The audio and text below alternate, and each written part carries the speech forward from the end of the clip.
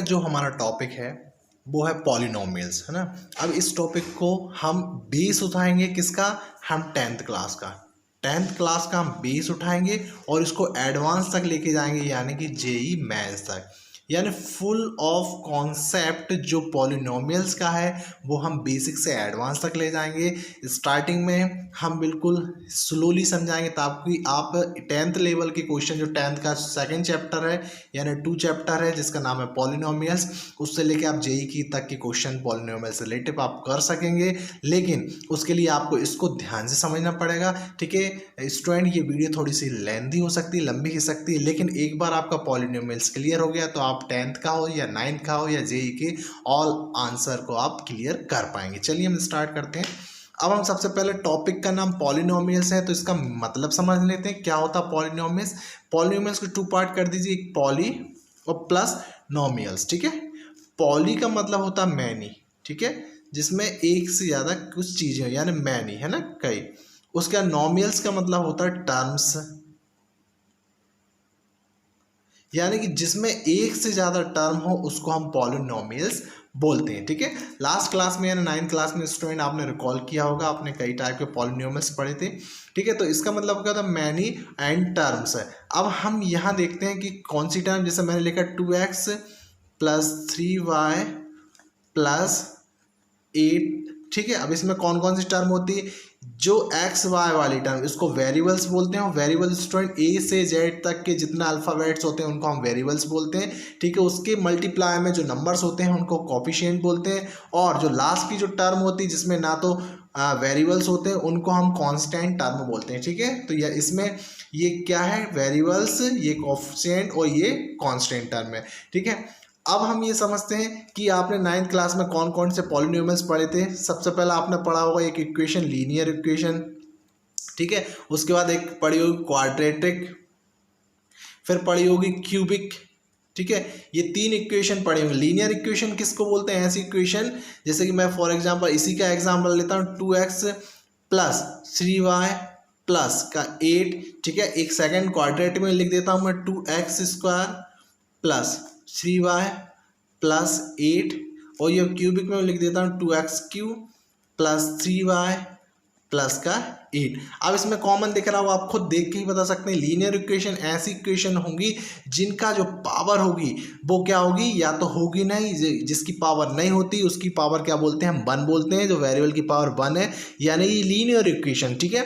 यहाँ पर आप पावर देखिए, पावर 2 है यानी कि क्वाड्रिक है, यहाँ पर पावर 3 है यानी क्यूबिक है। यानी ऐसी इक्वेशन जिनकी वेरिएबल की power highest power 3, highest power को काउंट करते हैं, यहाँ 1 भी है 3 पे, तो हाईएस्ट पावर 3 है।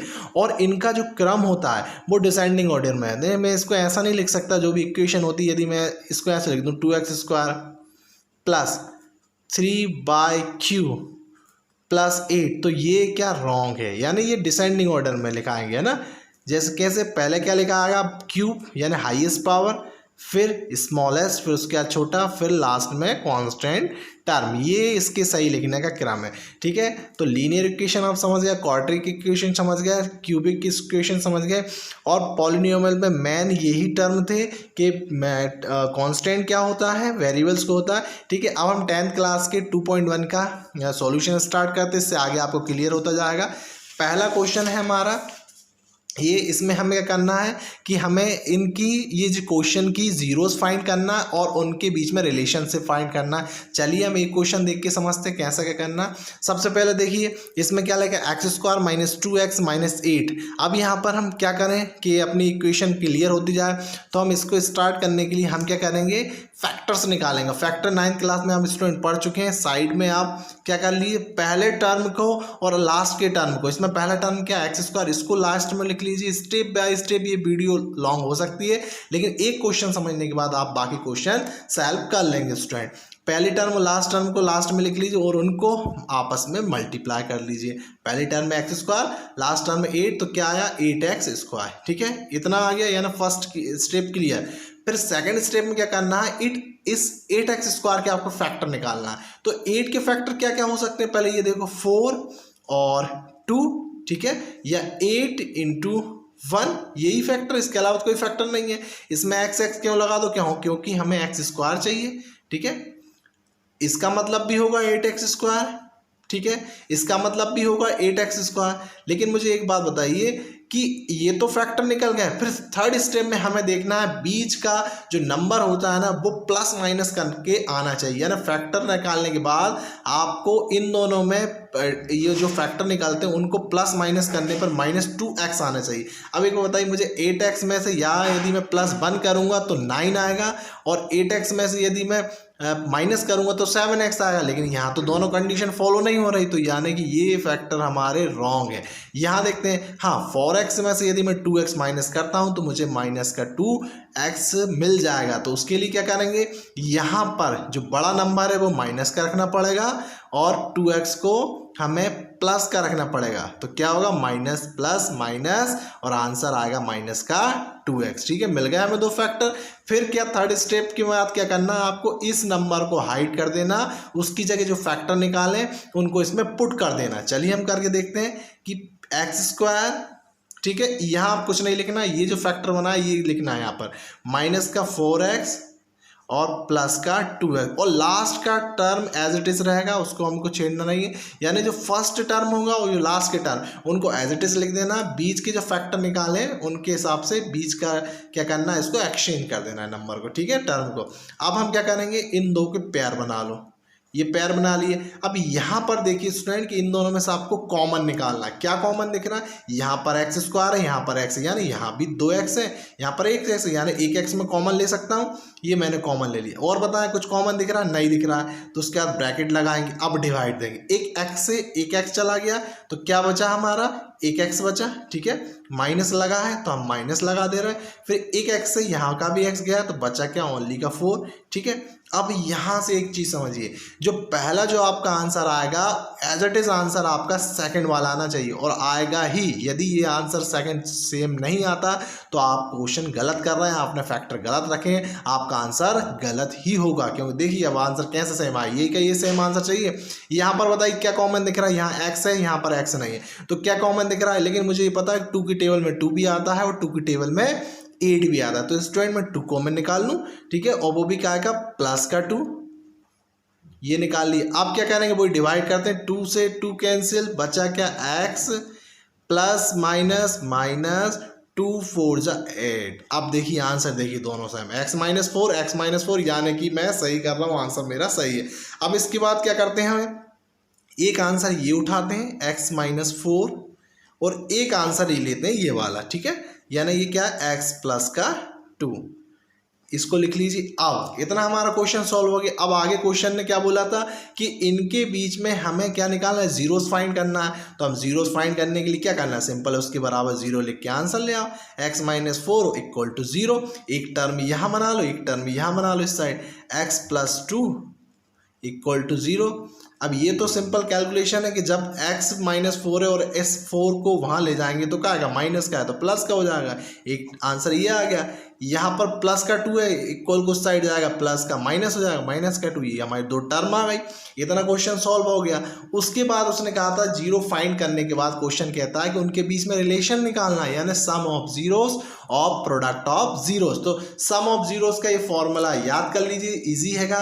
क्या करना है, क्या है फॉर्मूला, सिंपल फॉर्मूला कहता है कि सम ऑफ जीरोस इक्वल टू होता है माइनस का कोएफिशिएंट ऑफ एक्स।